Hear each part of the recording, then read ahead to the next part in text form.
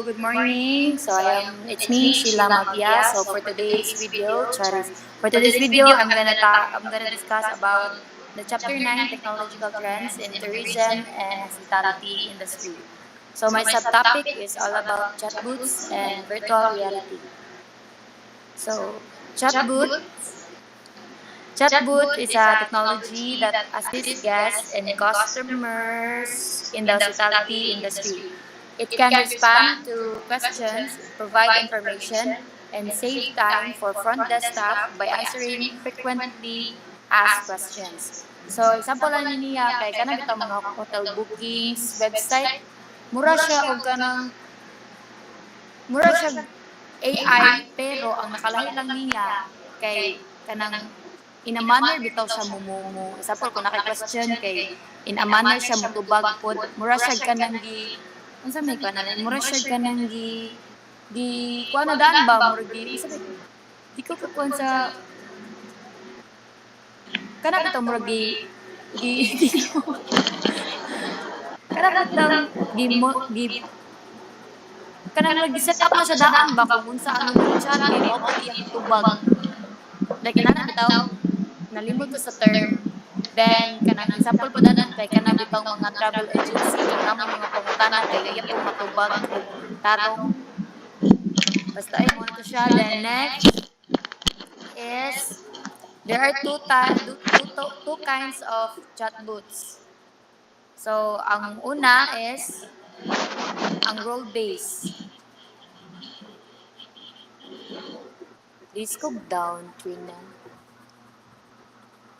So, ang role base kay uses a tree-like flow instead of AI to help guests with their queries. This means that the chatbot will guide the guests with follow-up questions to eventually get to the correct resolution. The structures and answers are all predefined so that you are in control of the conversation.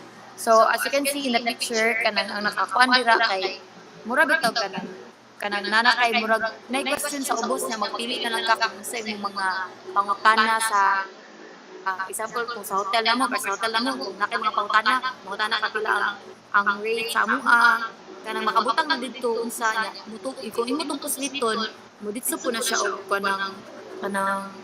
kanang reply sa answer. So para sa among hotel among ginagamit kay kanang business suites. So para sa business suites kung mo chat ka what are your rates mo automatic siya send sa mga rates sa mo ang hotel. So next is ang AI chatbot or artificial intelligence. So kani binuang na jud wa ta kailan ni AI. So ang nakalahi lang ano nila kay kaning AI kanang kung unsa bitay mo pangutana kay dili siya pareha sa kanang sa rule based nga nabitay specific ra kung sa imong pangutana kay more po to yung tubag. Well, ang AI kay kung sa broader kasi no way ba nga nang hindi siya specific kung unsa lang yung pautan na ito yung matubag sa bisan sa yung pautan na matubag din niya di para sa rule base nga kanang specific lang kung about sa hotel kanang nalimot ko sa kuanan na gi usa mo na grabe tong murag dili ko bugas sa tila basta guys kanang mura na siya kanang di ko kuha sa pagkakit. Kana bitong i-program na ba? I-program na ba ang role base? Walang AI kay kanang kung unsa lang yung umukutan na iyang bagon. Di para na just like kalayan ang duwa ang AI ang role base. So mostly yung ginagamit sa mga hotel kay kanang mga role base gyud na chatbots. Then sunod is ang virtual reality. So binuang wala way na kailangan VR nga karon na trending ni gani katong sa Apple katong magsuot og katong murag goggles kang anaon.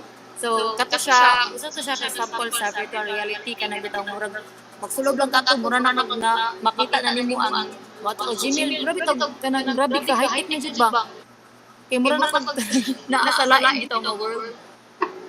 Then that's it. That's my video for today. Thank you.